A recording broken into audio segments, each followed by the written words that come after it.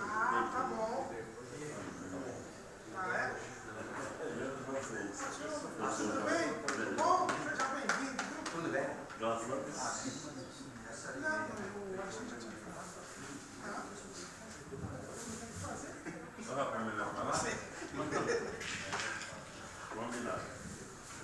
eu saúdo os irmãos com a paz do Senhor. Amém. Amém.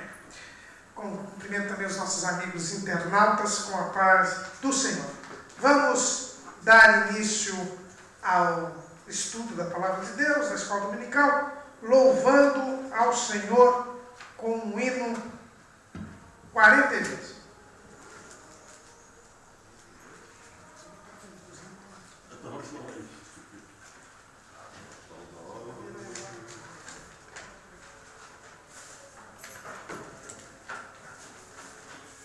Rapaz, o senhor, meu amado, como é que está você? O alegre, a última vez que eu vim você não estava.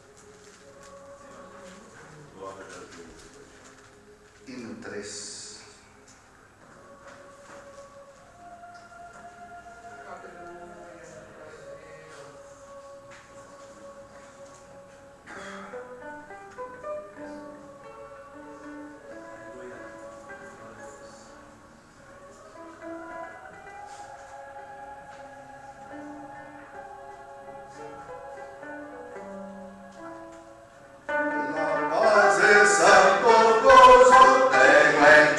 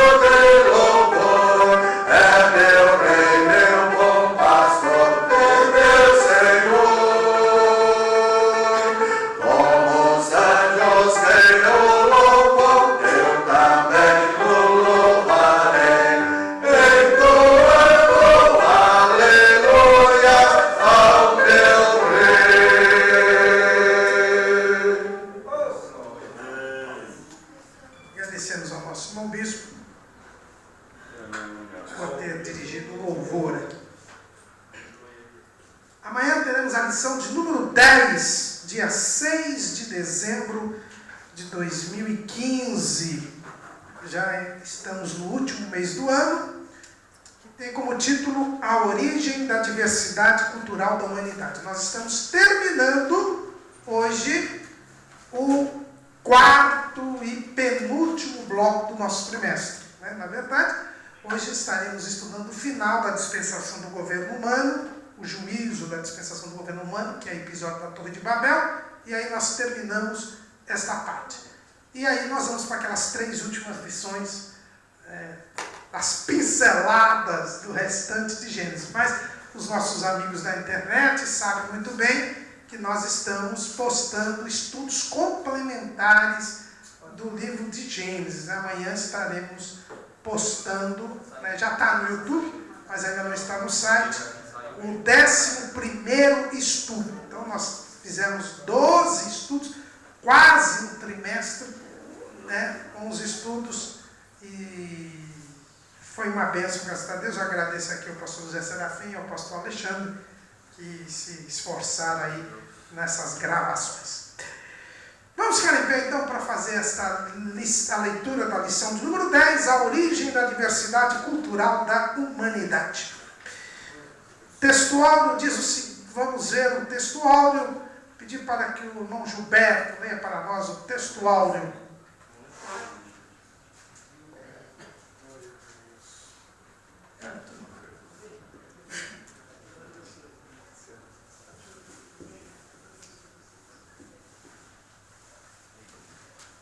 Texto áureo.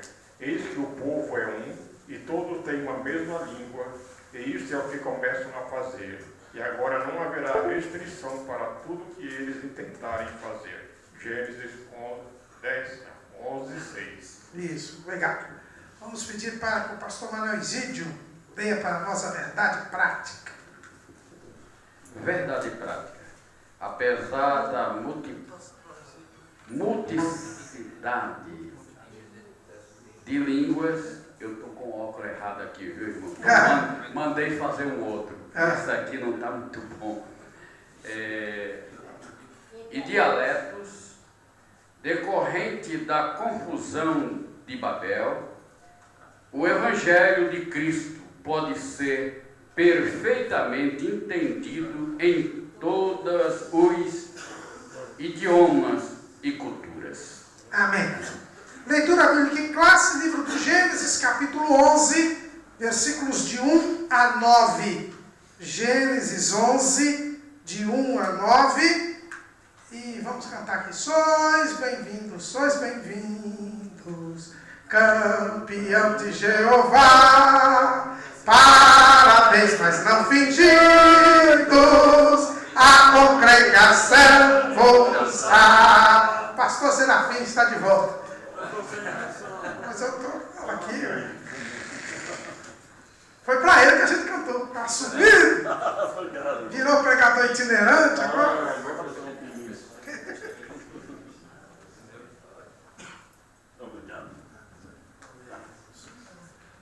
A paz do Senhor, irmãos. Amém. Eu de fato estava com saudade de vocês. Fiquei acho que 4 sábados ausente, né? Mas eu tinha muitas igrejas lá para visitar. E eu vim embora porque eu não atendi outros pedidos. Senão eu não sei até quando eu ficava lá. Mas, eu estava pensando no meu trabalho aqui, no doutor Caramuru, nos irmãos. E a gente tem responsabilidade, né? Então eu expliquei para os irmãos a necessidade de eu voltar. Mas graças a Deus estamos juntos aqui. E eu pude divulgar bastante o nosso trabalho lá.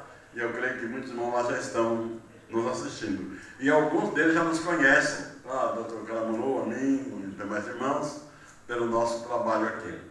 E, com permissão, doutor Caramuru, já quero dizer que sexta-feira próxima eu estarei no programa Vejam Só. Sexta-feira, dia 11, eu estarei discutindo Apocalipse, capítulo 14, versículo 4. Por que os assinalados dos 144.000 são virgens?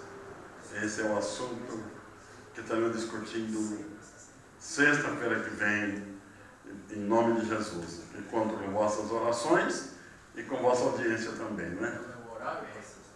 O horário vai pro, eu vou gravar às 5 horas da tarde, mas ele vai para o ar às 11 horas da noite, na RIT, Rede Internacional de Televisão.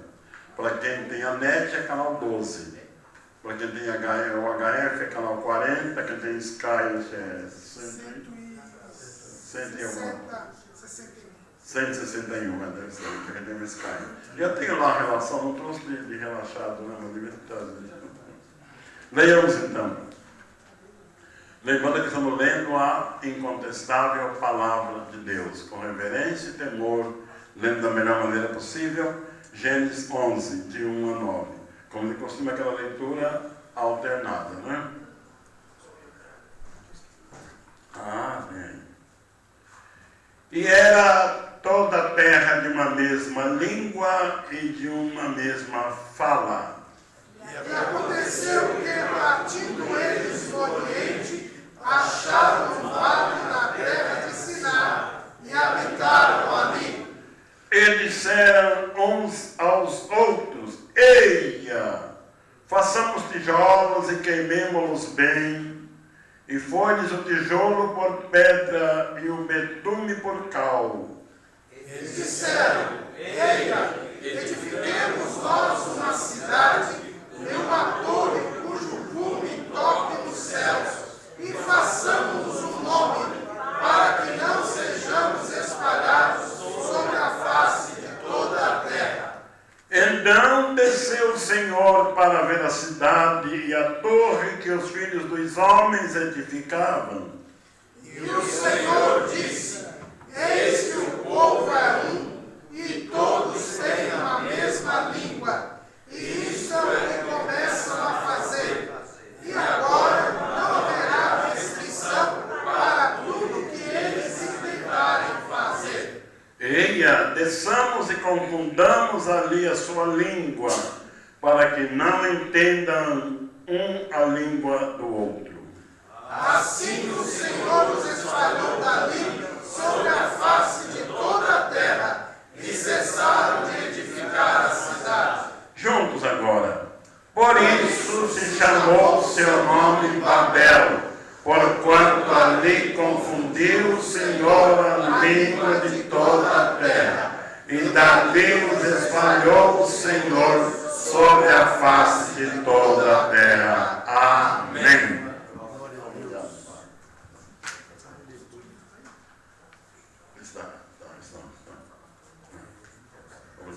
Eu tenho aí o livro Apocalipse, Revelação do Apocalipse, que aliás agora vai ser necessário, né? Para o próximo trimestre, vamos estudar escatologia. Então eu considero meu livro agora quase que uma necessidade. Quem não tem ainda pode procurar. Eu tenho aqui só 2 exemplares, eu não trago muitos. E Deus na Família. E tem uma maquininha abençoada aí, viu? Se alguém não tiver dinheiro, quiser levar, pode passar o cartãozinho. Ele trocou a Bíblia. Na análise da abordagem do trimestre, ele traga uma biblinha de pregador itinerante. Uma biblinha de itinerante. Exato. Irmãos, vamos orar agora nesse momento, nessa oração. Vamos continuar orando pelo filho do Dr. Nelson, né, o Roger, que carece das nossas orações. Também orar pelo pastor Almir, como é que está? A mesma coisa. Mesma coisa. Vamos continuar orando pelo pastor Almir. Irmão João, como é que está, pastor? Cada dia melhor. Cada dia melhor. Então vamos continuar orando. E cada dia melhor, um dia ele vai chegar e falar: sarou. Né? Sua filha, irmão Rodão, como é que está? Ela está em recuperação, operou ontem. Isso, cara. Ela está em casa, graças a Deus, com a ajuda das orações dos irmãos. Ela está bem recuperada. Eu estou sentindo que a presença de Deus e a ajuda de todos os irmãos que Vão me ajudar na minha oração. Amém. Eu agradeço que a obra de Deus é. Deus continua operando no meio do seu povo. Amém. Glória a Deus. Vamos. Não, pode não, bispo. Salve com a paz do Senhor. Eu quero pedir aos irmãos que orem por nós, que nós vamos viajar justamente na sexta-feira, no dia 11. E como é que é bom que o homem esteja só, na verdade. Então no dia 15 vou casar novamente. De novo? Se os quiserem ir, Vitória da Conquista, será às 9h30 lá no fórum. É um casamento comunitário, vai ter Coletivo. Coletivo. Então os irmãos olham para nós. E eu já desejei um Feliz Natal para os irmãos e o Ano Novo. Se Deus permitir, estarei aqui com a nova companhia. Amém, glória a Deus. Pois não. Eu saúdo os irmãos com a paz do Jesus. Essa semana que passou agora, uma irmã nossa, esposa de um pastor bem conhecido nosso, pastor Luiz Cristino, que o pai dele, inclusive, esse ano que vai entrar agora, vai completar o centenário, vai fazer 100 anos, né? A esposa dele caiu da escada, bateu a cabeça, teve um traumatismo craniano, teve que fazer cirurgia, está internada na UTI, num coma induzido.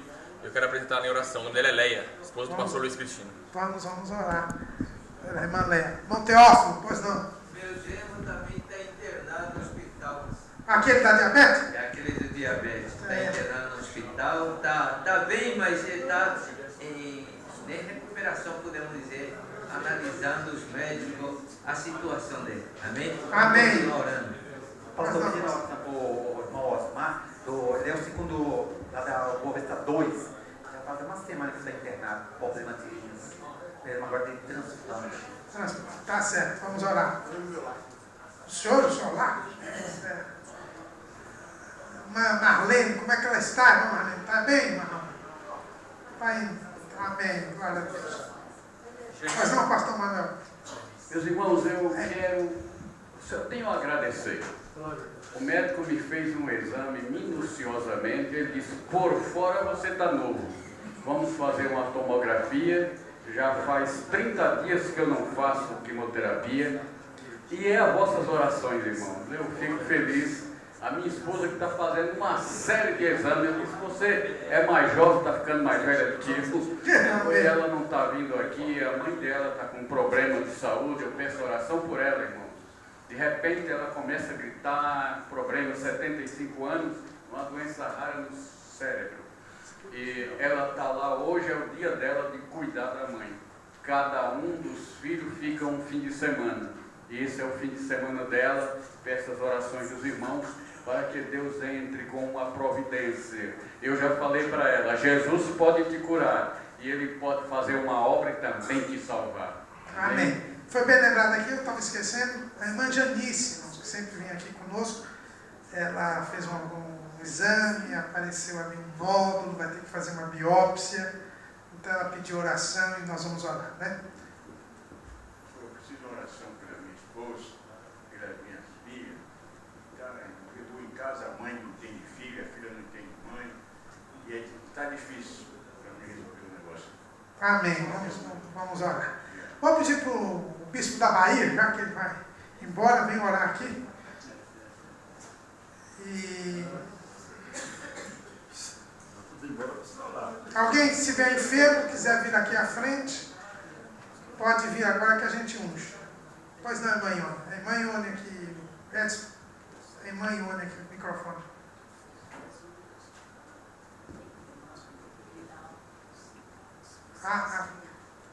Eu gostaria que estivesse orando pela minha irmã, a Vilma. Eu ia perguntar, eu esqueci. Ela não está se alimentando, ela não come nada, ela está perdendo peso. Ela já perdeu 10 quilos em menos de um ano. A situação dela é muito difícil. Orar por ela e a Ivone também, minha irmã. Tá certo, vamos orar pela Ivone. Vamos pedir por... Pois não, irmão Gilberto. Eu queria pedir oração pelos meus ouvidos, que eu tenho um problema de audição há muito tempo. Eu queria pedir uma unção de oração. Tá, vamos orar. O bispo de Minas vem ungido aqui. O bispo da Bahia orando, o bispo de Minas ungido. Eu me sinto o Papa Francisco aqui, cheio de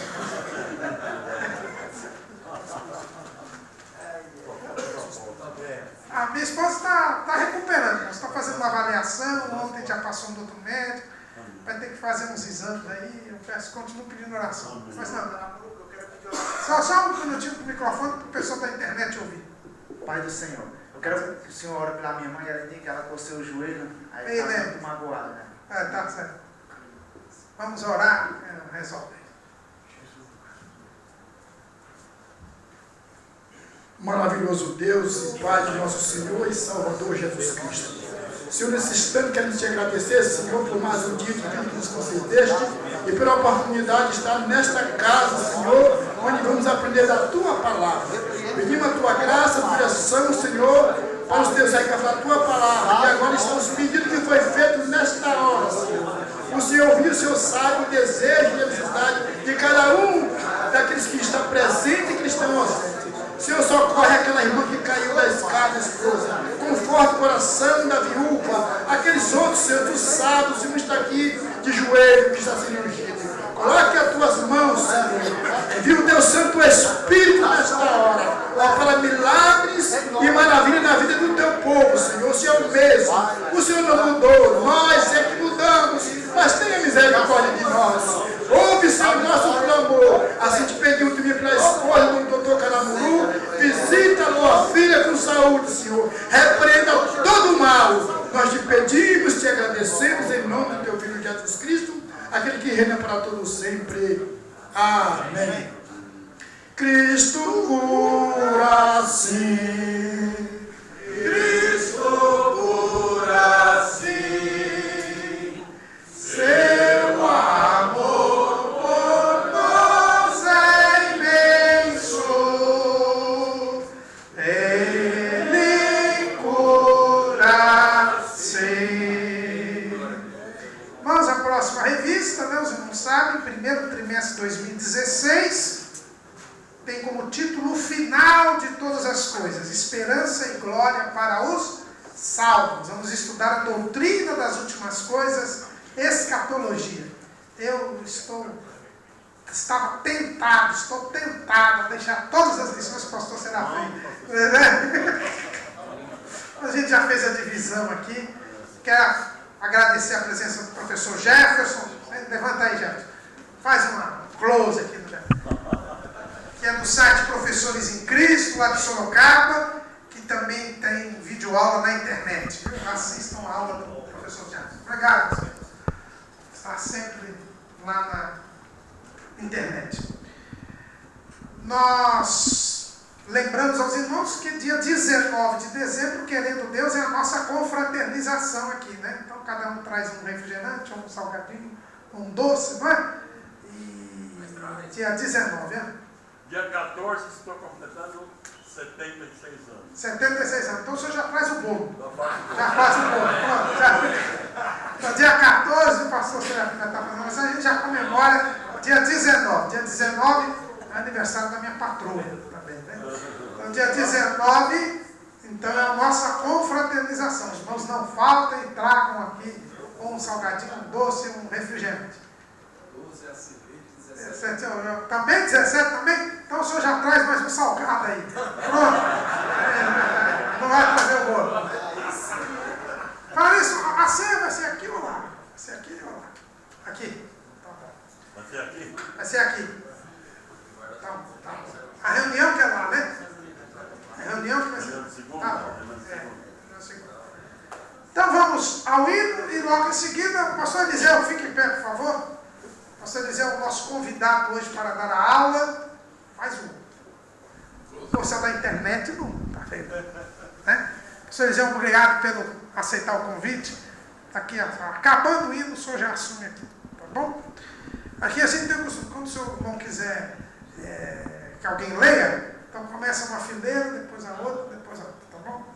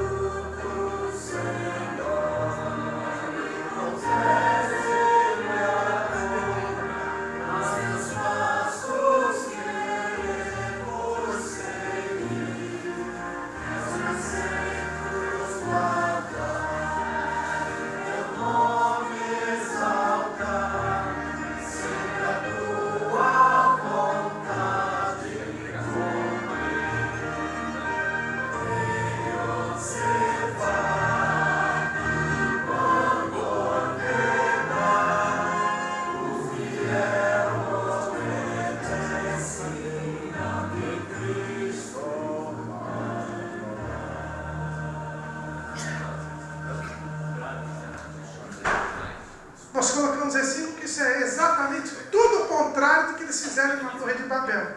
Não é? O fiel obedece ao que Cristo mandar. Eles não queriam mandar coisíssima nenhuma. Eu, na hora da oração, esqueci, vamos fazer uma oração especial. Semana passada, nós oramos aqui pelo nosso país.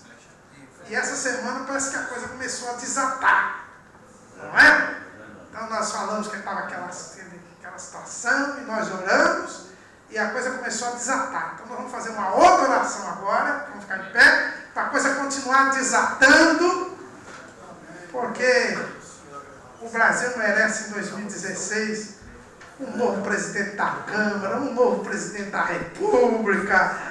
Está na hora de o ano velho levar todas essas coisas aí. Vamos orar.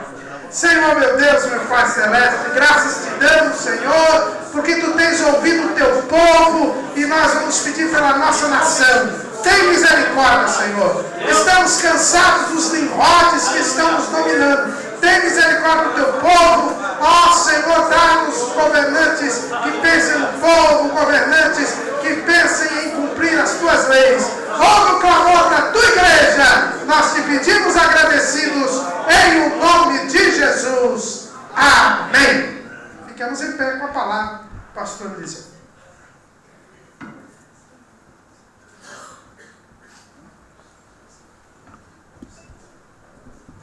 Queridos, vos saúdo na paz do Senhor. Amém. Podemos assentar, por favor, muito obrigado. Louvo a Deus por esta tão rica oportunidade. Poder estar com os irmãos esta noite. Louvo a Deus pela vida do pastor Caramuru, que está na frente desse trabalho, que é um trabalho árduo, irmão. Um trabalho difícil e não é para qualquer um. Fazer o que o pastor Caramuru, a equipe dele faz, não é para qualquer um. Tem que ter dedicação e chamada para esse trabalho. E que Deus continue abençoando. E nós estamos aqui então nessa noite para a lição de número 10. Eu quero dizer aos irmãos, a minha aula, ela é o mais simples possível. Nem se compara com o pastor Caramuru. Então, não esperem muita coisa. Mas eu quero que os irmãos, nesta noite, não saiam daqui com dúvidas. Qualquer dúvida que você tenha, você pergunte, que o pastor Caramuru vai responder. Então, não saia daqui com dúvida. É sério, o pastor Caramuru, o pastor Serafim, aí chega mais um professor aqui, o professor Jefferson. Então pronto, eu estou aqui amparado, né, pela sapiência desses irmãos e certamente nós seremos aqui enriquecidos pelo ensino da palavra. O pastor Alexandre me incumbiu desta responsabilidade e, de fato, é uma lição que muitos irmãos me ligaram, outros me questionaram. Eu acredito que o pastor Caramuru também recebeu muitos questionamentos. O que eu vou falar? Sobre o que... né? Porque é um assunto fácil para você falar 5 minutos. Para você dar aquela pincelada e pular do texto e ir para outro. Agora, para você falar 1 hora em cima de 9 versículos, e é um texto que só tem aqui. Ele não tem... em outras partes da Bíblia, relatos. Aqui são apenas luzes que tem nos outros textos. Então, relativamente uma lição um tanto complicada, mas nós vamos ver aqui na medida do possível, para nós simplificarmos o máximo possível. E os irmãos já têm muitos materiais aí que o pastor Caramuru disponibilizou durante a semana. E cheguei aqui, eu recebi outro material, os irmãos receberam mais um resumo. Então, irmãos, de material, por falta do que falar, você não vai deixar de ir para a escola dominical amanhã para ministrar a lição.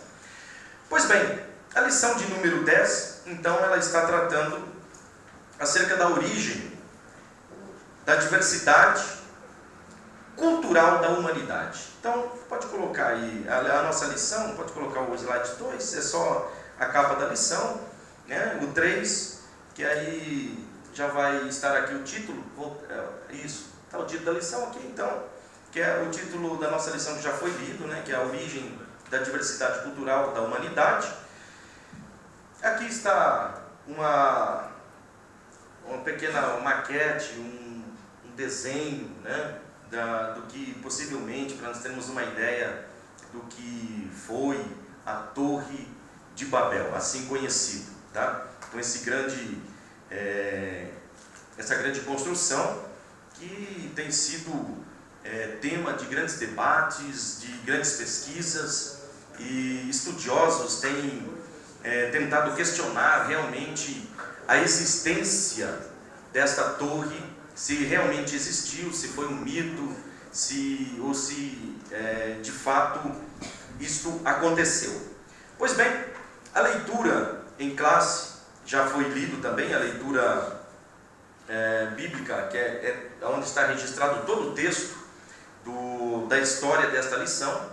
Eu não vou trazer aqui os relatos, até para não se tornar um tanto repetitivo, porque também eu vejo que não há necessidade disso, porque o pastor Caramuru, ele trouxe com muita propriedade todo o relato da história da família de Noé, a descendência de Noé. Então os irmãos, que todos aqui acredito que tiveram acesso a esse material, vocês podem dar uma olhadinha que você vai ter ali, qualquer dúvida vai ser esclarecedora, esse material que está colocado à disposição dos irmãos, os vídeos, enfim, os irmãos estão habituados a esse material que é riquíssimo para quem ensina essa lição da escola dominical, porque realmente é uma obra extraordinária, porque muitos irmãos do interior não têm o acesso que nós aqui temos.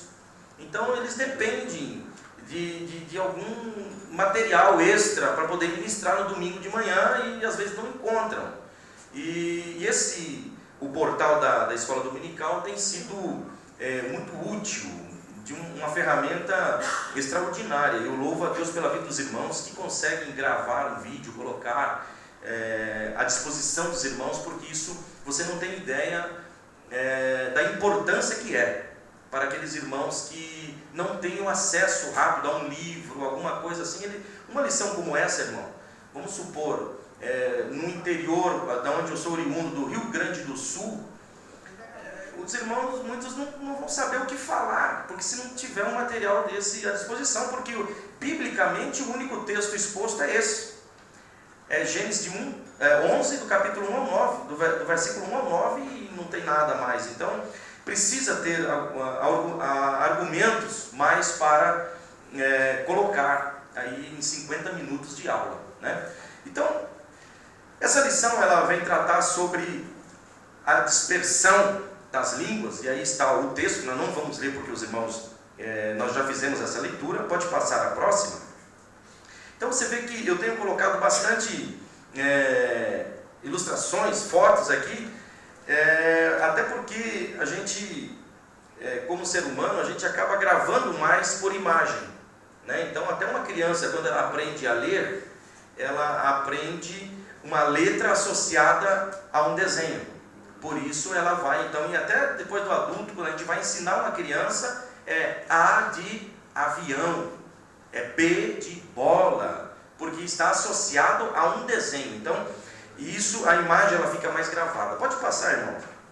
Aqui está esse senhor.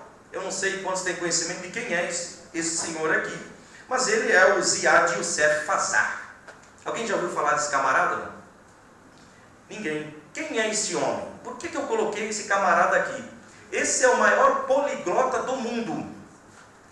Esse homem, ele fala 58 idiomas. Fala e escreve. E ele se expressa muito bem. 58 idiomas.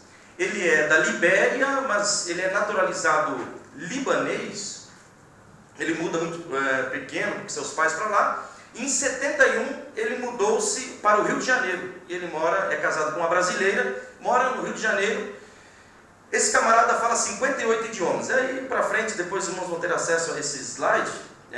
Pode passar que vai estar todos outros idiomas aí que ele fala, são 58. 58 idiomas, está tudo aqui registrado e tal. Mas não é 2% de todos os idiomas falados no mundo hoje. Sem contar os dialetos. Sem contar os dialetos. Porque são mais de 3.000 idiomas. Pode passar o próximo, vai estar ali 3.000 idiomas. Que está catalogado, registrado oficialmente. Fora os dialetos, que são falados em tribos, que não tem um material traduzido para o idioma deles ainda. Então, muito menos a Bíblia. A Bíblia em si, no ano de 2004, 2002, se não me falha a memória, ela estava, segundo um relato da Sociedade Bíblica, ela tinha sido traduzida, porções da Bíblia, para aproximadamente 4.000 entre idiomas e dialetos. Então imagine que dialetos existam muito mais do que 3, 4.000 dialetos. E que muitos desses dialetos não tiveram acesso a nenhuma porção da Bíblia Sagrada traduzida no seu idioma. Eu tenho um amigo, o pastor Paulo Locatelli, que tem um grande trabalho na África, no Mali, e numa região ali, numa tribo africana, os missionários trabalharam 30 anos na tradução do Novo Testamento, para fazer a tradução do Novo Testamento para aquele dialeto, para poucas pessoas. Mas eles trabalharam 30 anos. Porque, irmãos, ali realmente um pingo é letra, naquele idioma deles. Porque nós não temos nem noção. Então os missionários ali trabalhando 30 anos para fazer a tradução. Tem muitas falas no mundo hoje que não tem acesso à palavra, uma porção da palavra traduzida no seu idioma. Então, o ZIAD, 58 idiomas, mas não chega a 2% de todo o idioma falado no mundo. Da onde vem todos esses idiomas?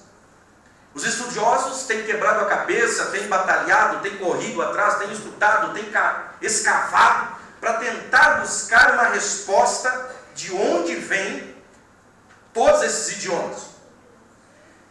E por incrível que pareça, embora entre os estudiosos, os cientistas, tem sido bastante contestado e há uma confrontação entre eles, que possivelmente, alguns acreditam que possivelmente todos esses idiomas tenham partido de uma só língua. E é o que a gente acredita biblicamente. Só que os cientistas não olham biblicamente. Então, para nós, se eu perguntar para qualquer crente, irmão, de onde surgiu todos os idiomas, as línguas do mundo? Alguém, o mais ignorante, vai dizer assim, da Torre de Babel. Pronto, é de lá. E por mais que ele não tenha mais nem um subsídio, ele não tenha nada mais para embasar, mas ele acredita nisso, assim que nós acreditamos. Só que a ciência não olha assim. A ciência, ela quer coisa palpável, ela quer alguma coisa que seja visível, ou que tenha uma lógica, ou uma razão para aquilo ser. Então não é simplesmente alguém dizer, não, está aqui registrado na Bíblia. Ele fala, e aí? E quem escreveu? Como é que foi? Aonde foi escrito? E tal. Então tem tudo isso que a gente precisa analisar. Mas a ciência tem tentado buscar de onde vem, mas a maioria dos estudiosos tem chegado a uma conclusão. Tem partido de uma língua. De uma língua só. Pode passar o próximo para mim? Aí está uma pequena imagem, que está meio complicadinho até de ver aqui, mas é uma escultura de um dos últimos faraós, chamado Psamético I. Aproximadamente do século 7 a.C., este homem estava no seu palácio e começou a pensar e imaginar de onde surgiu tantas línguas na sua época. E ele, tentando encontrar uma solução ou uma resposta para isso, ele então diz, eu vou fazer uma experiência, que para nós é um tanto meio que macabra, mas ele fez experiência, que era o recurso que ele tinha na época. Eles vão fazer uma experiência para saber de onde veio o idioma e para saber qual foi a primeira língua existente no mundo. E aí ele procura no seu reino, uma mulher tinha dado à luz a um casal de gêmeos. Ele manda então tirar os gêmeos do seio da sua mãe e colocou os cuidados de um pastor. E recomendou aquele pastor dizendo: você não pronuncie nenhuma palavra próximo a essas crianças. Elas vão viver no mundo isolado. Ninguém vai pronunciar nenhuma palavra, para a gente saber qual for a primeira palavra que essa criança vai pronunciar, que aí vai ser a língua original. Na cabeça dele, isso era um experimento. E então, quando as crianças completaram 2 anos de idade, ele chamou o pastor e falou: e as crianças falaram alguma coisa? Por enquanto nada. Ele falou: então agora deixe de dar comida, não dê comida mais para eles, porque a qualquer momento alguém vai falar alguma coisa para pedir comida. E diz a história que possivelmente o pastor, sobre a pena de morte, se ele tivesse pronunciado alguma palavra próximo das crianças, possivelmente ele tenha ignorado isso e tenha dado alguns cuidados às crianças. E diz a história que um dos meninos, passado alguns dias sem comer, ele pronuncia uma palavra Berke, que numa língua muito arcaica significava pão. E aí ele falou: bom, é pão. E aí então eles levou essa resposta para ele e falou: um dos meninos pronunciou pão nesse idioma, numa língua arcaica, não vou lembrar agora de cabeça, acabei não marcando aqui. E ele então oficializou essa língua muito arcaica como se fosse a primeira língua usada pelo ser humano na face da Terra. Depois teve outros que fizeram experimentos da mesma forma e deixaram as crianças sem comer, só que não tiveram as crianças o mesmo sucesso que as primeiras, acabaram morrendo de fome porque não falaram palavra alguma. Mas os judeus acreditam, e aí pode passar a próxima aí, quem traz esse estudo é esse camarada aí chamado Heródoto. No século IV a.C., ele faz esse estudo e descobre essa questão do Sameco I, que faz essa experiência. Pode passar a próxima, querido? Nós temos aqui então a questão da Torre de Babel. A dispersão que está lá em Gênesis. Então, conforme o pastor Caramuru, vocês trabalham aqui, então acho que o microfone deve estar por aqui, que vai começar por aqui, então alguém lê algum texto e depois, na sequência, depois volta e tal. Vamos fazer conforme os irmãos estão acostumados a fazer.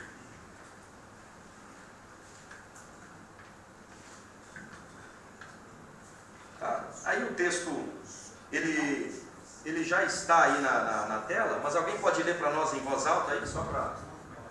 É o versículo 9 do capítulo 11. E por isso chamou o seu nome Babel, porquanto ali confundiu o Senhor a língua de toda a terra, e dali os espalhou o Senhor sobre a face de toda a terra. Então chamou o Senhor Babel. A cidade recebeu o nome de Babel por causa da confusão, porque ali então... Só que Babel significa confusão. Mas alguns estudiosos dizem que o nome se origina de Bab mais Lu, que era um deus Lu. Então Bab ficou a porta dos céus, ou a porta dos deuses. E esse era o nome dado, até porque mais tarde, quando Nabucodonosor, nas suas obras, ele tenta reconstruir a Torre de Babel, e ele faz ali, segundo alguns historiadores, aonde foi a Torre de Babel, ele reconstrói, e ele coloca ali então um templo ao seu Deus chamado Marduk, e diz que ele faz então essa questão. Nabucodonosor, ele reconstrói essa torre e faz um templo a um Deus chamado Marduk.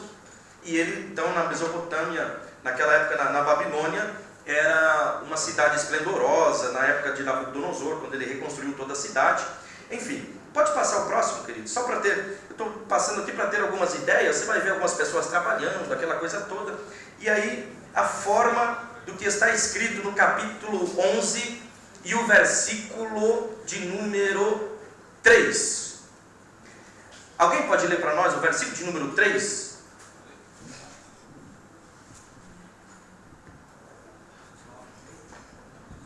Onze 3. Gênesis 11 e 3. E disseram uns aos outros: eia, façamos tijolos e queimemos-los bem. E foi-lhes o tijolo por pedra e o betume por cal. Olha o que eles disseram. E disseram uns aos outros. Então você pode ver aqui os homens trabalhando e tal, naquela questão na terra. Disseram uns aos outros: eia, façamos tijolos e queimamo-los. Aqui está uma evolução. Uma evolução para a época, porque os tijolos, pastor Serafim, não eram queimados no fogo até então, mas eles eram aquecidos e queimados no sol. Só que no sol levaria muito tempo para fazer uma mega construção como essa. Então eles falaram assim: vamos incrementar aqui a nossa produção de tijolos e vamos queimá-los no fogo, porque nós temos pressa. Por que eles tinham pressa? Porque eles estavam em rebelião contra Deus. E todo homem que está em rebelião contra Deus, ele tem pressa para fazer o seu ato. Ele não faz lentamente, ele faz com pressa, porque ele sabe que está fazendo algo errado. Então o homem aqui diz: vamos apressar o processo. Pode passar a próxima? Aqui está uma pequena foto, que são tijolos, tá? Que são encontrados naquela região da antiga Mesopotâmia, do Golfo, enfim, possivelmente na localização onde a Bíblia dá a localização onde era a construção da torre. São tijolos queimados, e não dá para ver aqui, mas se chegar mais próximo, vai dar para ver que tem nesses tijolos ainda betumes. O que é o betume? Era o pinche. É o pinche nosso hoje, mas na época era betume. Diz que esses poços de lama, que era chamado na época, poços de lama, que na verdade já era o petróleo que existia, diz que isso existia em abundância naquela época. Então eles incrementaram, eles queimavam o tijolo no fogo, molhavam no piche e grudavam um com o outro. Então observe que na Bíblia traz até uma palavra nova, cal. Essa palavra cal não é uma palavra antiga. Então aqui já entra aqui a modernidade, a evolução das palavras. O pastor Caramuru já é especialista nisso. Então a cal já é uma palavra mais recente, né? Então quando você olha na Bíblia, você vê lá em Gênesis, o livro, na época eles não tinham noção que era livro. É lógico que isso é uma questão dos escritores que vai mudando. Na época era pedra, tábua, o pergaminho, veio mais para frente também, mas era a pele do animal, enfim, mas não, menos livro. Mas a gente encontra isso por ser uma linguagem mais modernizada.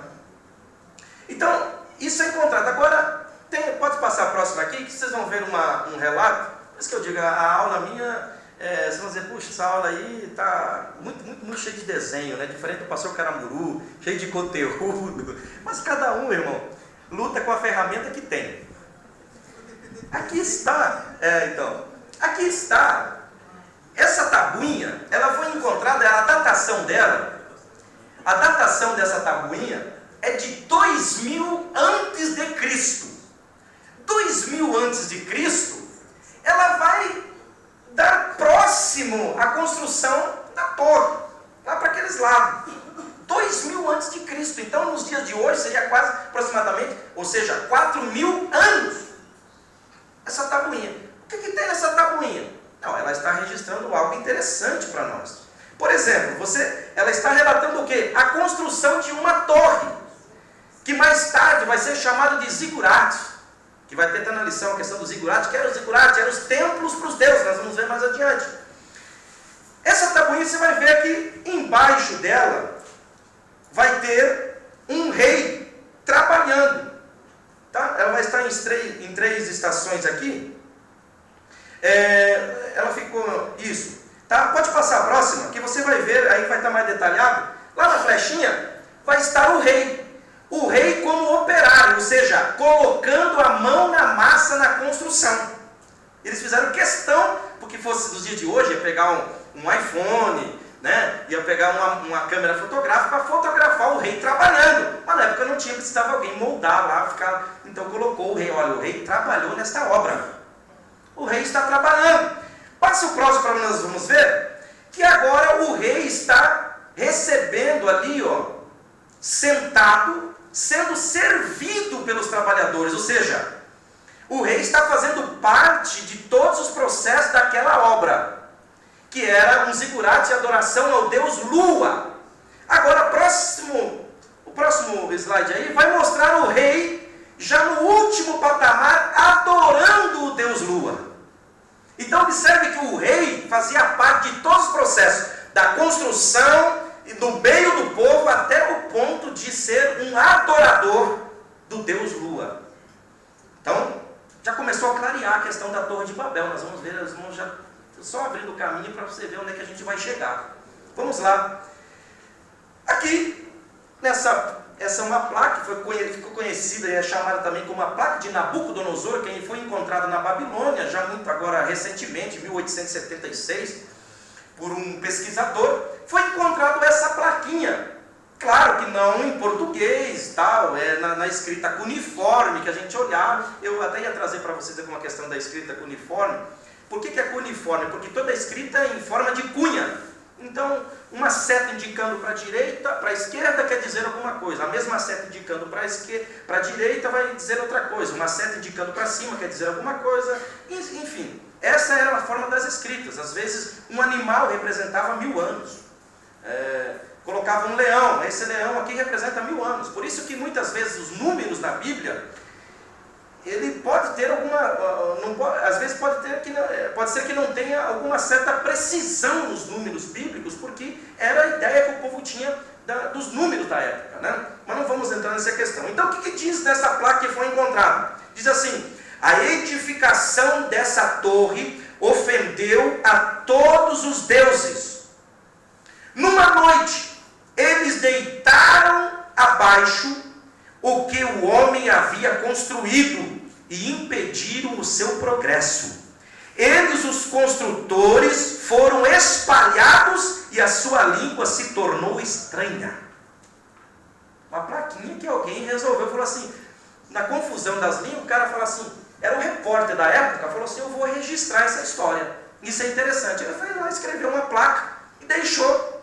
E agora, já nos nossos tempos, alguém encontrou o registro do repórter daquela época para comprovar que a Bíblia não é invenção humana, mas a Bíblia, ela tem um projeto, e esse projeto é divino. É a palavra de Deus. E às vezes eu fico, olhando assim, né? O pessoal, a mídia apresenta, às vezes, comprovado a existência do profeta Isaías. A gente que crê na Bíblia fala assim, grande coisa, mas que coisa extraordinária, né? Mas para a ciência, irmão, isso é um choque. Isso é um de esquerda no queixo. Porque eles querem fazer de tudo para que a Bíblia não tenha razão. Aliás, existe o livro, e a Bíblia tinha razão. Se você pode adquirir esse livro, que foram cientistas que foram fazer os estudos exatamente nos lugares onde a Bíblia relata. Eles vamos estudar, vamos trabalhar em cima para provar que a Bíblia não é verdade. No final, eles concluíram que tudo que a Bíblia diz é verdade, então em vez de escrever a Bíblia, o livro, a Bíblia não tem razão, eles colocaram, e a Bíblia tinha razão. E aí está o livro, está em português, você pode encontrar. Próximo.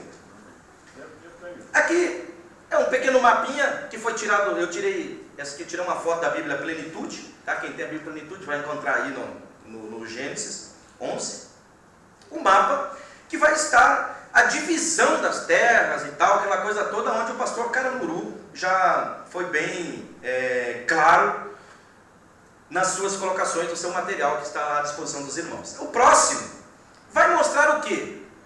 O que os estudiosos eles ficam confusos, porque a maioria das principais palavras pronunciadas pelo ser humano, ela tem uma pronúncia ou escrita igual praticamente universalmente. Prova está aqui a palavra mãe, que está aí, a palavra mãe. Dos 4 cantos aí, você vai encontrar mãe praticamente a mesma pronúncia ou escrita, tá? Então, aí vai estar mãe, madre, mater, mutter, moma, enfim, praticamente a pronúncia é a mesma. Aí os camaradas ficam pensando, cara, a origem dessa escrita, dessa pronúncia deve ser uma só, porque não é possível. Como é que... Porque mãe é um ser mais próximo do ser humano. Ah, mas aí eu falo assim, mas é coincidência. Qual outro ser que seria mais próximo do homem? Deus. Olha Deus, olha a palavra Deus. Nos continentes latinos, greco-latinos, como o nosso aqui, é pronunciado Deus, Dios, Deus e Zeus, ou Zeus. É a palavra Deus. Tem uma semelhança na pronúncia ou não? Tem. Alguém pode dizer, mas isso é só uma coincidência aqui nos países latinos. Vamos ver do norte. Põe lá, varão, do norte, olha lá. God, good. O irmão falar alguma coisa? Isso, eu queria falar sobre Deus em Guarani. Em Guarani, em Nhandejara. Não sou dono em português. Olha aí. Nhandejara. Agora, aí o pessoal fala, mas é uma coincidência. Tá bom, vamos ver lá na região, então, do Oriente. Olha a palavra Deus aí, no Oriente. El, Al, Alá, Ilu, Il. A mesma. Aí, para nós isso, fala assim, poxa, que importância tem. Mas para quem não crê, irmão, na Bíblia, ele pensa, isso aqui é o que o Paulo disse, olha, você é como juntar brasa sobre a cabeça de um cientista, quando ele vê isso aqui. Aí eu queria falar, mas são só essas palavras. Qual a palavra importante que era para o povo também antigo? Sábado. Põe aí a palavra sábado. Olha, no siríaco antigo é Shabbaton. No assírio, Sabatu. No grego, Sabaton. No latim, Sabatum. No hebraico, Shabbat. No copta é o Pi Shabbaton. No afegão é Shambá. No etíope, Shambat. Praticamente a pronúncia ou a escrita, ela começa igual. Aí, alguém pensa assim, não, mas isso aí é coisa que alguém que crê na Bíblia faz de tudo para provar que a Bíblia tem razão e tal. Irmãos, se é uma coisa que Deus nunca se preocupou, é provar que Ele existe. Deus nunca se preocupou em provar que a palavra dele é a verdade. Ele fez questão de que o homem escrevesse e deixasse registrado para que nós tivéssemos acesso, porque através dessa palavra nós creríamos que Ele é o Senhor.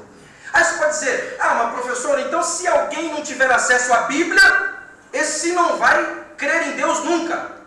Vai crer mesmo sem ter a Bíblia, porque o que Paulo diz aos Romanos, que a natureza, ela revela, depois o Salmo 19 fala que a natureza, o universo, proclama a glória de Deus.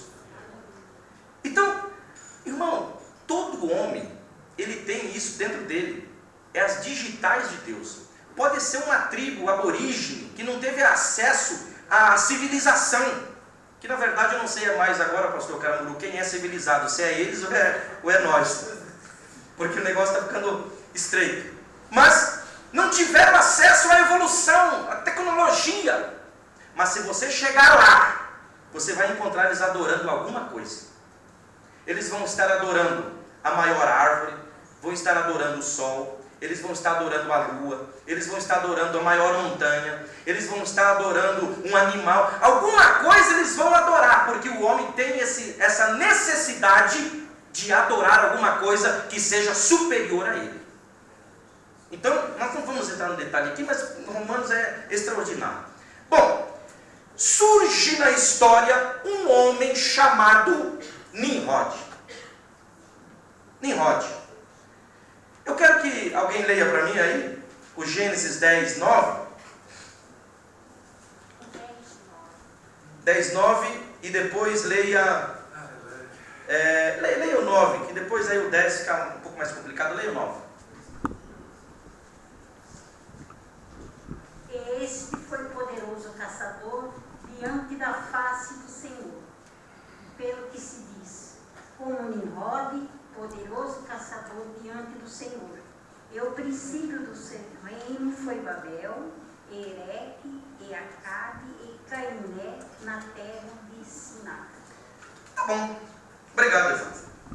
Então diz aí, um poderoso caçador diante do Senhor. Aí logo alguém pentecostal olha assim e fala assim, olha, Nimrod era um homem de Deus. Nimrod era um homem extraordinário, porque era um poderoso homem diante de Deus. Negativo. Porque são essas as visões, era a visão que o povo tinha antigamente, até mesmo isso era uma ideia que até antes do cativeiro, ela perdurou até antes do cativeiro, de que tudo provinha de um único lugar, e era de Deus. Tudo provinha de Deus. Você lê a Bíblia, às vezes fica meio confuso. E um espírito mau da parte de Deus.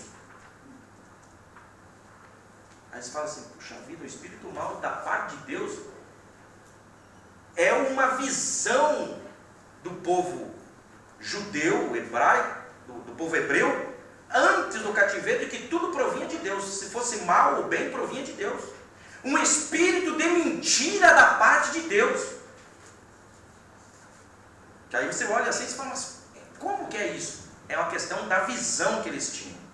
Aqui apresenta Nimrod como sendo um homem poderoso, caçador diante do Senhor.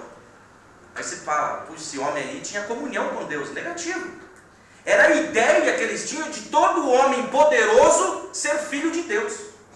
Olha Gênesis 6, que foi um assunto de uma lição aqui, né, pastor? Gênesis 6, os filhos de Deus casaram-se, né, com as filhas dos homens. Quem eram esses filhos de Deus? Eram anjos?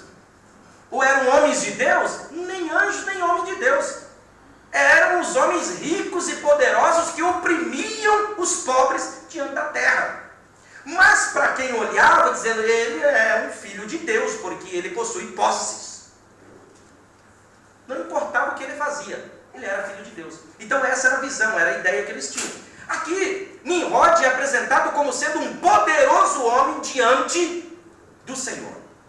Flávio José, um historiador judeu, que todos aqueles que têm acesso, né, à história dos hebreus, ele registra, Flávio José fala alguma coisa sobre Nimrod, dizendo que Nimrod é apresentado aqui como um caçador, e no mínimo 8 cidades é apresentado sobre a sua criação, né, sobre o seu domínio, que ele criou, dominou. Mas como é que pode, irmão? Porque após o dilúvio, começa o mundo todo novamente. Começou do nada, dificuldade, aquela coisa toda. Mas aí vem Nimrod, da descendência dos filhos de Noé, aquela coisa toda.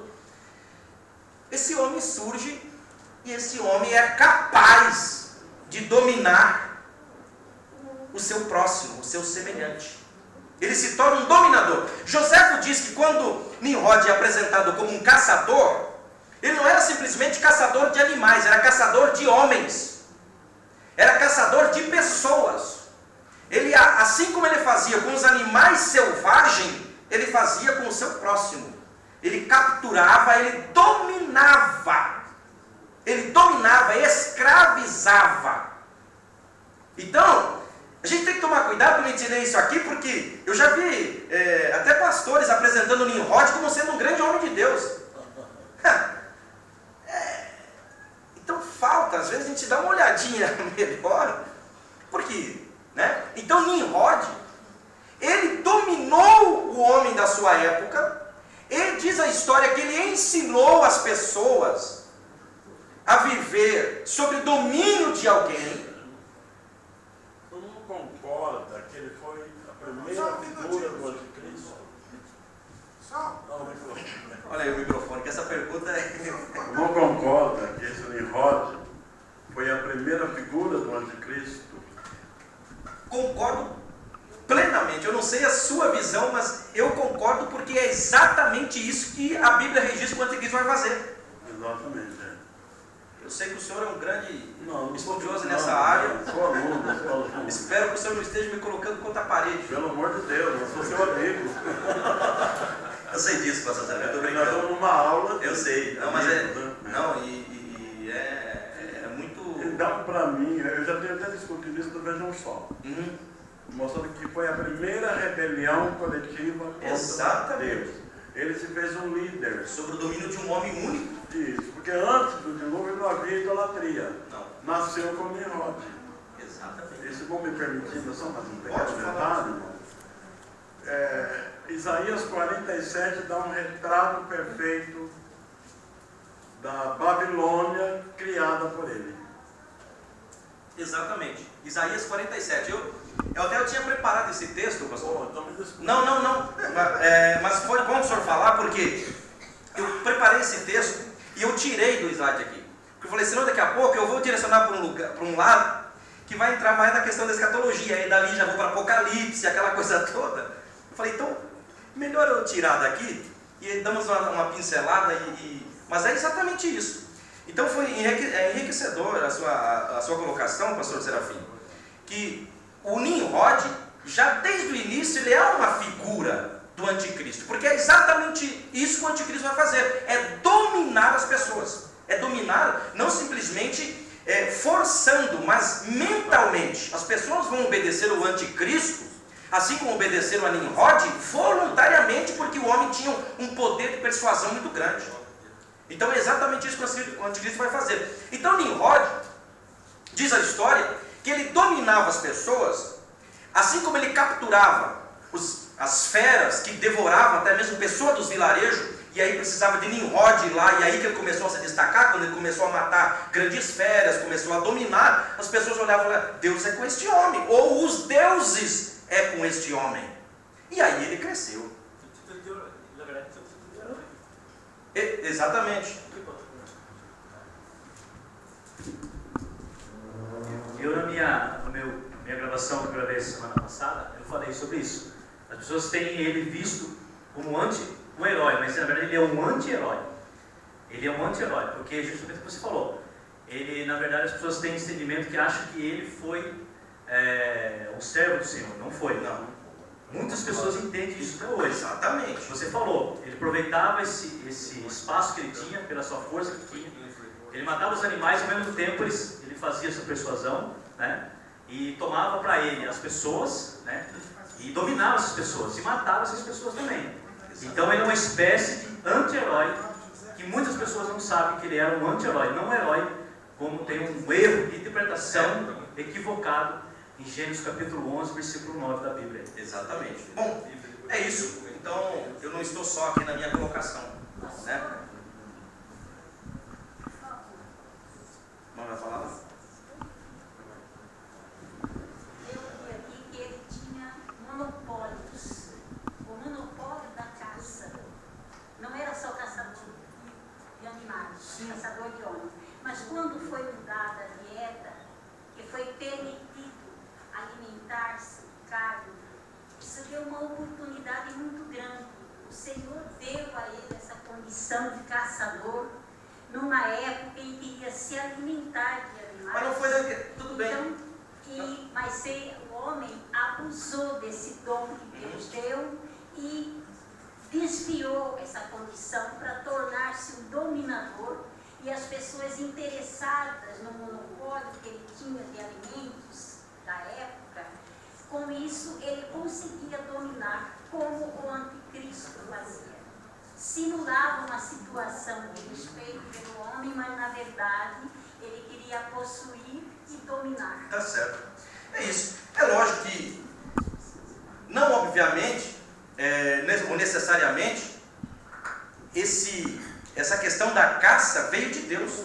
Veio da própria obrigação do homem se alimentar. Porque antes de Nimrod matar um animal para comer, Noé já matou na arca e comeu. Por isso que você lê lá que dos animais impuros entrou apenas um casal, mas dos animais puros entrou 7 de cada um. Por que 7?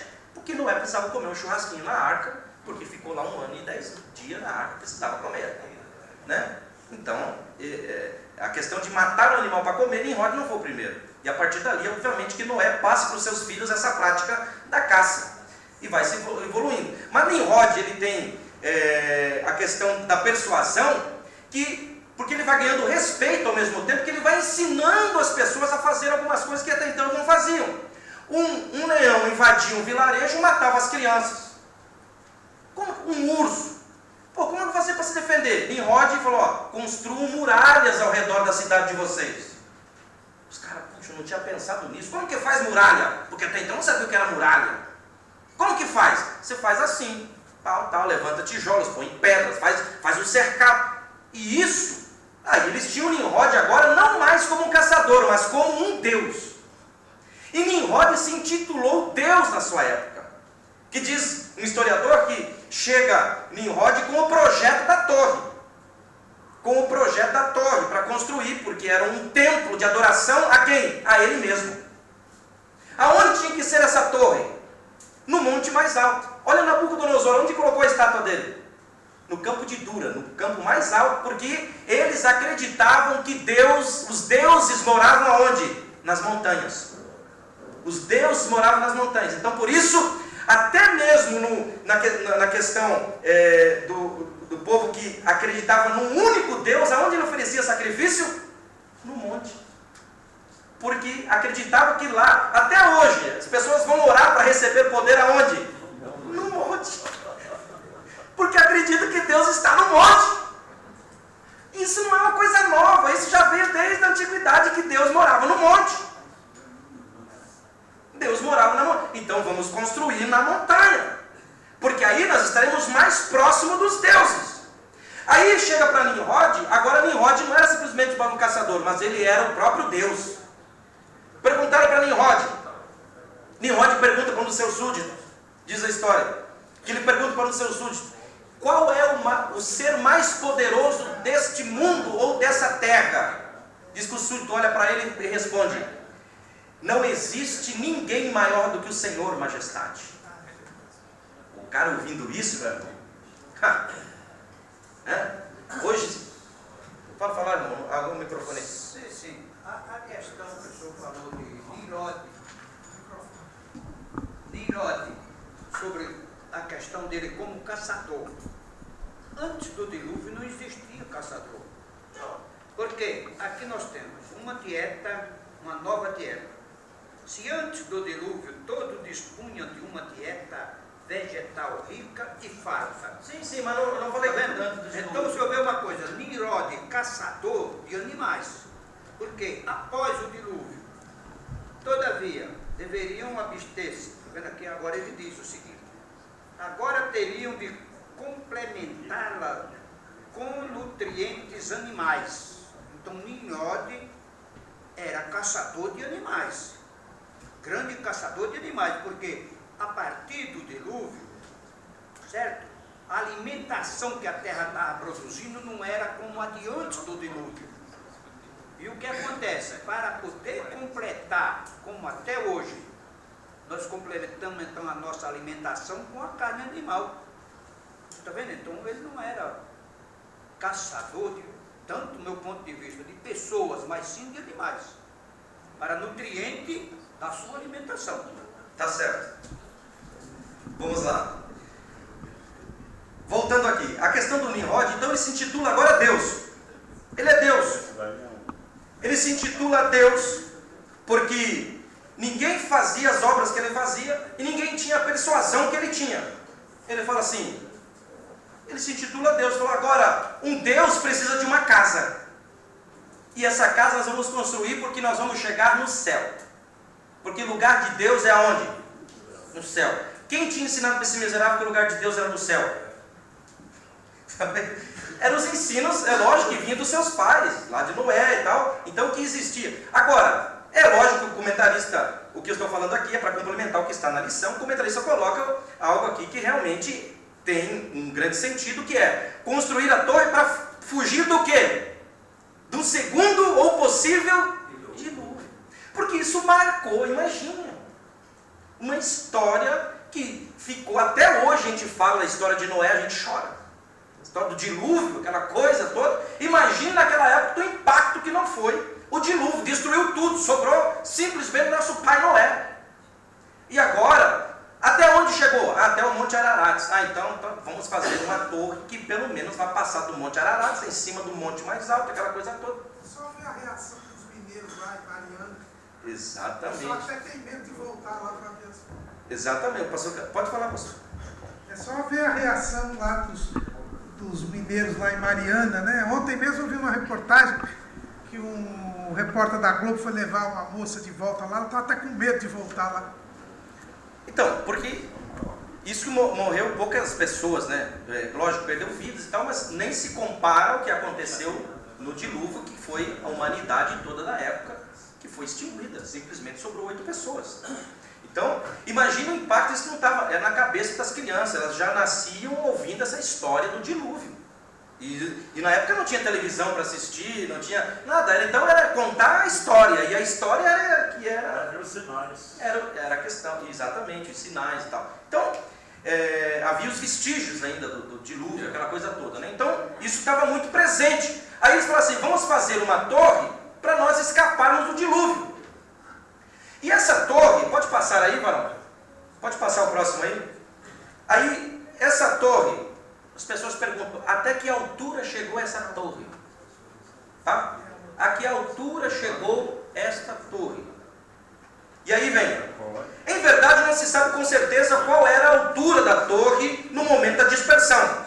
Apenas sabemos pela placa de Nabucodonosor que ela não chegou a ser concluída, que foi a plaquinha que a gente leu antes, que numa noite os deuses desceram e destruíram todo o processo, o povo se dispersou. Aí está um monumento que é encontrado até nos dias de hoje, tá? Para ter uma ideia de como que eram construídos as torres, ou os chamados zigurates, que eram templos de adoração.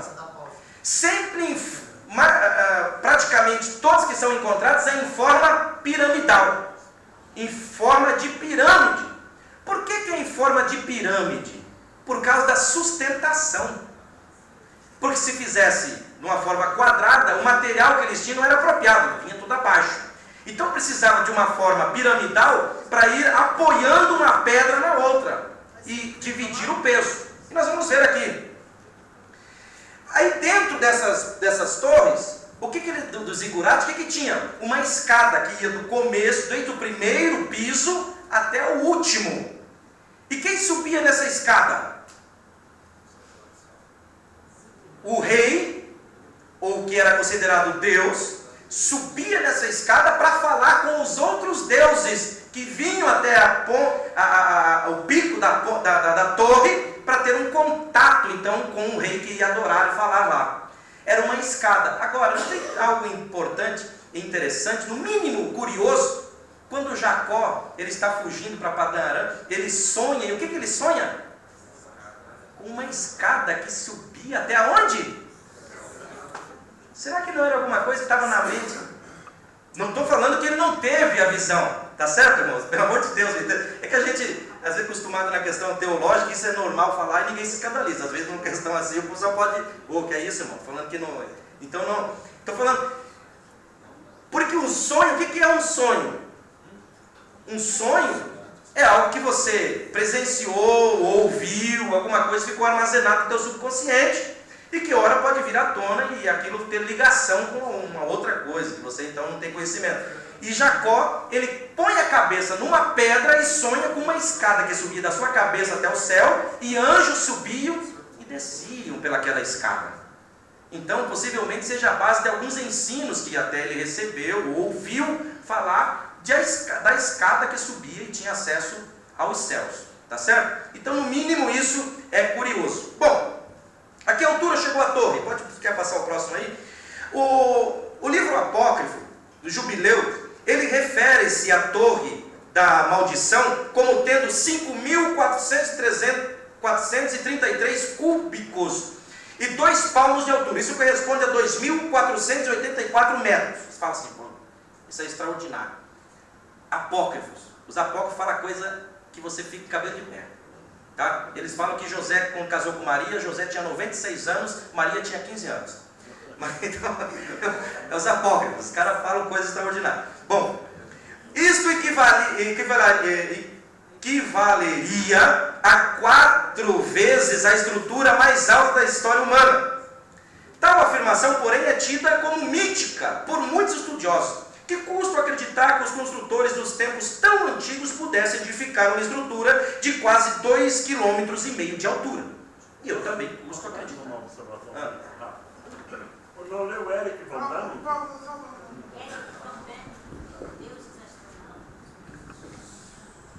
Eric Van Damme era os deuses astronautas de Volta às Estrelas. E ele se baseia justamente nessas construções antigas, e depois ele fica mais nas pirâmides do Egito, e o que ele pergunta e não acha a resposta é como que havia uma engenharia tão perfeita que nem erro de aproximação existia. E quem colocava aquelas pedras de tantas toneladas em tão grande altura? Por isso que eles acreditam, eram os deuses astronautas. Que alguns dizem que são os extraterrestres hoje. Ele se declara materialista, né? Ele se declara materialista. Porque são coisas extraordinárias. Como que alguns dizem que era esculpida na própria rocha. Que eles esculpiam e cortavam na própria rocha. Não, mas havia pedras. Havia pedras de 100 toneladas. De 100 toneladas. 100 toneladas é a carga de 3 carretas, 4 carretas praticamente. Então, desculpe, irmão. Não, pastor, o senhor tem liberdade aqui. A hora que o senhor quiser tomar esse microfone aqui e falar, fica à vontade. Bom, aqui nós temos, então, como que isso poderia chegar numa altura extraordinária? Passa a próxima aqui, meu irmão, por favor. Aí, olha a forma que eles colocavam os tijolos. Era um escorado ao meio do outro para dar o arrimo, ou seja, que daria para a sustentação do peso. Bom, mas o que diz a ciência moderna? Então nós temos aqui o Dr. Hobbes, que é um professor de ciências, e ele estudou então acerca do material. Ele estudou a resistência dos tijolos usados nos tempos de Babel. Segundo as experiências que ele fez no laboratório em Massachusetts, os tijolos secados ao sol, portanto feito com a técnica comum da época, resistiria ao máximo uma estrutura de 150 metros de altura. Material daquela época, secado ao sol. Depois disso, racharia pelo próprio peso e o conjunto desabaria, caso o prédio tivesse uma forma de torre. Mas se tivesse uma forma de pirâmide, poderia ter ido até 450 metros, e isto é quase meio quilômetro. 450, então, numa forma de uma em cima do outro, 150 metros. Colocada numa forma de pirâmides, até quase meio quilômetro de altura. Só que aí eles teriam outro problema, veja bem. O mesmo professor Hobbes, ele produziu a técnica e testou os tijolos especiais que estes passavam um dia no forno a 800 graus. Pegou o mesmo material e falou o seguinte: eu vou deixar aqui aquecer no forno 800 graus por um dia. O que aconteceu? Ele suportaria uma construção piramidal de 3.200 metros de altura, dando base para a orgulhosa expressão referida pela Bíblia: façamos uma cidade e uma torre cujo cume ou cimo atinja os céus. Aí ele escreve um livro. Eu fiz a tradução aqui do título do livro dele, porque eu não manjo português, mas, no inglês, mas aqui o livro que ele escreveu é Estruturas, ou Por que as Coisas Não Caem. Então ele escreve esse livro, e aí foi publicado em 78, depois em 84. O professor Gordon, ele estudou o peso dos tijolos especiais e calculou a sua resistência e a compreensão dos seus muros levantados. Suas estimativas apontam que quando a construção se feita de forma de torre reta, atingiria 2,1 km. Os tijolos com bases não resistiriam e o prédio desmoronaria. Porém, se tivesse numa forma piramidal, o prédio poderia atingir uma altitude aonde os seus construtores morreriam por falta de oxigênio de tão alto que subiria. Então, é extraordinário a forma e a inteligência que esses homens teve de falar assim: não, tijolo secado no sol, não, vamos aquecer no fogo, para ter resistência. Enfim, agora qual a forma, a técnica, a gente não sabe. Vamos passar, passa aí para o 35, passa o outro, aí. Esse é o prédio mais alto existente no mundo hoje, que está em Dubai, com 828 metros de altura. Quem diz que quem sobe lá na torre lá, ela balança como se estivesse em cima de um... balança para lá e para cá. 828 metros. Estão construindo um, se não me engano, é na China, para chegar a 1.050 metros de altura. Tá? Então, agora, ele precisa balançar. Porque toda a estrutura, se ela for sólida, se não tiver a flexibilidade, ela racha e cai. Então ela precisa ter flexibilidade. Então, ninguém pode crescer demais sem ter flexibilidade. Se crescer muito, sem ter flexibilidade, o tom é feio, hein, pastor Serafim? Fala assim: comigo é assim, né? Bom, para encerrar, já estamos partindo aqui para o fim, quero deixar o consertar aqui e fazer atar os nó, né? Porque só estou dando uma alinhavada, ele vai vir aqui e apertar o nó, né? Então, no 36, a Torre de Babel. Qual é a mensagem da Torre de Babel? Qual a mensagem? O episódio da Torre de Babel, de Gênesis 11, de 1 a 9, ela não tem por finalidade de explicar a origem das línguas. Ô professor, o que é isso? Então, essa torre muito alta, ela deve ser entendida como as que haviam na Babilônia, os zigurates, as quais os arqueólogos têm encontrados e tinham a forma de pirâmide com vários patamares e eram monumentos religiosos dos templos pagãos. Os antigos babilônicos concebiam o mundo como uma alta montanha e achavam que os deuses habitavam no monte, no cume das montanhas. Então colocavam no último patamar das torres a morada dos deuses da cidade. Na Babilônia, a torre mais famosa era a torre do deus Marduk, chamado Casa do Fundamento do Céu e da Terra. E diz que Babilônia era praticamente conhecido na época como sendo a porta do céu, porque as muralhas, né, de Babilônia, diz que Nabucodonosor mandou esculpir e colocou 100 portas ao redor das muralhas, e esculpir leões de marfins, de bronze, e diz que tinha a principal porta, que era a entrada, onde saía uma estrada larga, de aproximadamente 6 quilômetros, as muralhas, que ele colocava 6 cavalos, pastor, isso, 6 carros, a 100 metros de altura aproximadamente, tinha pontos da muralha, que chegava a 126 metros, tinha picos por causa do declive e tal, 126 metros de altura, e lá em cima, o que ele fez? Ele colocava 6 carros de guerra emparelhados, um ao lado do outro, e passeava em cima da muralha a 100 metros de altura, para todos os seus súditos olharem assim e falar assim, homem, é Deus mesmo, esse cara é extraordinário. E aí ele fez a porta chamada Porta Star, que era a porta principal, que diz que todos os dias tinha pessoas encarregadas simplesmente para polir essas portas. Portas de bronze, então o camarada começava a polir de manhã, até a luz do sol começar a raiar, para que quando os raios solares refletissem naquela porta de bronze, as pessoas que olhavam de longe falavam assim, isso não é outro lugar a não ser a porta do céu. Isso é a porta do céu, cara. Realmente Babilônia é o céu, e Nabucodonosor é Deus. A ponto que ele falou, todas as pessoas faziam o busto de barro, de madeira, de pedra, ele falou, o meu vai ser de ouro, porque eu sou Deus. O meu é de ouro e vai colocar em cima aqui, acho que é 30 metros.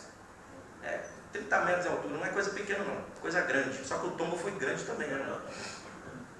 Bom, eu vou pulando aqui, vai para o 39 aí, meu irmão. A mensagem forte do episódio narrado é que, pela falta de uma união interior feita pelo Deus verdadeiro, aconteceu, e o esfacelamento do grupo. O autor sagrado deu o nome de Babilônia, cidade orgulhosa. Na história sagrada, este nome tornou-se símbolo do poder deste mundo que se fez adverso e inimigo de Deus. Qual a principal história de Babel? A quebra do orgulho humano. Deus, irmãos, ele é campeão. Deus é especialista em derrubar gente grande. Ele é especialista em abater soberbos. Que a Bíblia diz que Deus abate o soberbo, mas dá graça aos humildes. Aquele povo falou, porque Nimrod colocou o povo contra Deus. Diz que Nimrod trouxe o povo para desafiar a Deus. Ele falou, porque se existir um Deus maior do que eu, esse Deus vai ser desafiado. E simplesmente, irmão, Deus desceu e não matou ninguém. Só fez assim. Aí confundiu. O camarada chamava pai, o cara, o que está falando? Não entendia nada. O outro chamava, traz pedra, o cara ele subia lá com um balde de terra, ou de areia, ou de cal. Aí não entendeu mais nada, falou, quer saber? Vai parar essa construção, não tem jeito. E acabou se dividindo. Deus só fez isso. Agora, isso não impediu que o projeto de Deus para a humanidade fosse concretizado. A construção da torre, a dispersão das línguas, nada nada impediu o projeto de Deus. Aí as pessoas falam assim, mas qual é a língua? Então, professor, sei. Se perguntar para o judeu, ele vai dizer que é o hebraico. Se perguntar para o brasileiro, ele vai falar que é o português. Cada um vai puxar a brasa para fazer um assado. Mas o certo é que Jesus, quando falou com Paulo, diz que Jesus falou, e Paulo diz, e o Senhor falou comigo em hebraico. Aí o cara fala, tá aí, ó. Só que Paulo falava outras línguas, né? Aí Jesus vem e não se utiliza do hebraico. Jesus vem e não se utiliza do hebraico praticamente. Ele falou o aramaico, teve vezes que falou do latim, o grego, mas então ele não. Agora, é importante uma coisa que eu quero que o irmão leia para mim. Lucas, um irmão, onde é que está o microfone agora? Quem é? Aqui? Então o irmão aqui vai encontrar Lucas 23 e 38 e o irmão aqui vai encontrar João 19 e 20.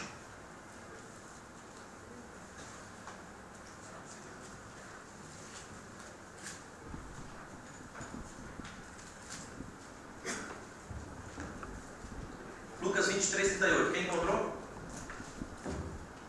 Está na hora? Não. 23 e 38. Também por cima dele estava uma inscrição em letras gregas, romanas e hebraicas. Este é o rei dos judeus. Maravilha. Em cima dele quem? Da cruz, da cabeça de Jesus. Pilatos mandou colocar uma placa escrita em grego, romano e em hebraico, dizendo o quê? Este é o rei dos judeus. Agora vê o que João diz, 19 e 20. E muitos dos judeus leram esse título porque o lugar onde Jesus estava crucificado era próximo da cidade. E estava escrito em hebraico, grego e latim. Hebraico, grego e latim. Aparece mais em latim aqui que não aparece lá. E escrito a mesma coisa. Este é o rei dos judeus. Essa era a finalidade. Aí no dia de Pentecostes, tinha lá quantas nações? 16 nações. E acontece ao contrário da Torre de Babel, que não houve confusão, porque todos ouviram falar da grandeza de Deus na sua própria língua. Agora aqui para encerrarmos, o texto que os irmãos leram estava escrito em grego, romano e hebraico ou latim. Este é o rei dos judeus. O que isso quer dizer? Deus estava dizendo assim, em qualquer lugar deste mundo, do mundo da época, o latim era o idioma da religião, o grego da filosofia, o romano da política, do império. Deus estava dizendo assim, aonde houver alguém aqui que saiba ler, vai saber em todos os idiomas que estão aqui, que o meu filho é o único e ele é filho de Deus. Esta é a mensagem. Queridos, eu só tenho a agradecer pela paciência de vocês. Vocês são crentes. Quero aturar aqui, irmão, falando 1 hora. Vocês são muito crentes. Que Deus continue abençoando a vida de vocês. Pastor Caramuru, muito obrigado. Pastor Serafim, que Deus abençoe. E quando orar, lembre do irmão Eliseu. Amém? Que Deus abençoe.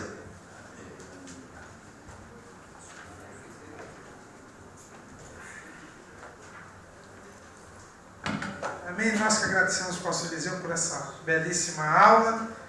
Ele já está convidado aí para o próximo trimestre, né? Nós temos que reativar aí esses convites que nós temos, às vezes nos olvidar, né? Mas é uma realidade. No episódio de Babel, põe fim à dispensação do governo humano. Então Deus, na sua infinita misericórdia, depois do dilúvio, ampliou o poder do homem sobre a natureza, e ele faz esse papelão aí, não é? Faz esse papelão, se rebela contra Deus. Agora os irmãos vejam bem, né? Deus confundiu as línguas. Esse texto eu eu sempre usava quando eu dava aula de língua portuguesa aqui na escola teológica. Era o primeiro texto que eu usava no primeiro dia de aula, né? Porque eu falava sobre a língua falada e a língua escrita, que a língua primeiro era uma realidade de fala, depois é que ela vira uma realidade escrita. E foi assim que aconteceu em Babel, né? As línguas surgiram em Babel, primeiro sendo faladas e depois é que vem a escrita. E lembrando que toda aí tem a soberba e a rebeldia contra Deus. E por isso, veja bem que Deus confundiu as línguas para não destruir o povo, que a coisa, um abismo chama outro. Antes do dilúvio, uma família escapou. Aqui não escapou ninguém. Não teve ninguém que se manteve fiel a Deus. Então Deus confunde as línguas, faz com que o povo se espalhe, porque o povo estava desobedecendo a Deus, né? Queria ficar ali, desafiava a Deus, queria viver como se Deus não existisse. E Deus então teria que formar uma nova nação. Para vir o Salvador, tinha que vir uma nação nova, porque todas as nações que existem vieram desta nação única que se rebelou. Aí que surgem os gentios. Esses são os gentios. Era uma comunidade única que confundiu as línguas e se espalharam. Então, dos gentios não podia vir a salvação, porque todos eles haviam se rebelado contra Deus. Então, Deus vai começar a formar uma nação para nela vir o Salvador. É o que nós vamos ver a partir da próxima aula, a origem desta nação, a origem de Israel. É daí para frente, no capítulo 12 de Gênesis, que nós vamos ver sobre isso. Gostaria de fazer só uma colocação aqui, que o povo da Torre de Babel, eles, apesar de se rebelarem contra o Senhor, eles nos traz, por incrível que pareça, uma lição positiva. Da união, né? Se nós nos unirmos num propósito só, Deus desce lá do céu para ver o que a gente está fazendo, né? Por que será que Deus não tem descido tanto assim para ver o que a gente está fazendo? Acho que está faltando união no meio do povo. Né? Não, isso só se for lá na sua área. Tem tudo bem. Hoje nós tivemos a presença de 58 pessoas. Irmão Jairo de Curitiba. Cadê o irmão Jairo? Seja bem-vindo, irmão Jairo de Curitiba. Irmão Carlos Alberto, aqui de Belém mesmo. Seja bem-vindo, compareça sempre. Irmã Elaine, também, né? Está pequenininho, tá certo. Irmã Carla, lá de São Miguel, né? São Miguel Paulista. Se Deus quiser, em janeiro, dia 31, estaremos lá no Congresso de IBD e o pastor Serafim, dia 30, né? Querendo Deus. Vamos ficar em pé então. Os internautas nós temos 67, 56 pelo live stream e 11 pelo YouTube. Vamos orar para terminar. Vou pedir para que o pastor Chagas venha orar e a bênção apostólica vai ser ministrada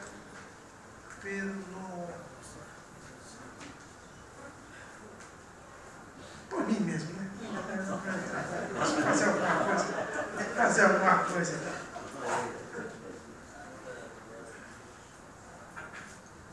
Oremos, irmãos. Querido Salvador, nós te louvamos, ó Pai, por tudo quanto tu tens feito nas nossas vidas. Eu quero te agradecer, Senhor, pela vida de cada um dos teus filhos que aqui chegaram, pela vida também do professor, pastor Eliseu, e pelos demais irmãos, ó Pai, que cooperam aqui neste portal da Escola Dominical. Abençoa teus filhos, leva-os em segurança, cuida, Senhor, e lembra-te de nós, ó Pai, pois amanhã teremos a nossa Santa Ceia, teremos, ó Deus, o encontro na segunda-feira, seja, ó Deus, com os trabalhos que se seguirão. Vai visitar cada um, Senhor, dos teus filhos, aonde quer que eles se encontrem, Senhor, por meio dos teus servos. Eu quero orar, Senhor, também pelo teu servo pastorino, que não anda bem de saúde. Quero te pedir uma bênção sobre o teu servo. É no nome de Jesus que nós oramos e te agradecemos, no nome de Jesus. Amém. Salve, Eliseu, o seu nome completo é Almeida, né? Almeida. Agradecendo mais uma vez o pastor Eliseu Almeida. a graça de nosso Senhor Jesus Cristo, o amor de Deus, nosso Pai, e a comunhão do Espírito Santo seja com todo o povo de Deus. E aqueles que aguardam a vida de Jesus, digam comigo: amém. Amém.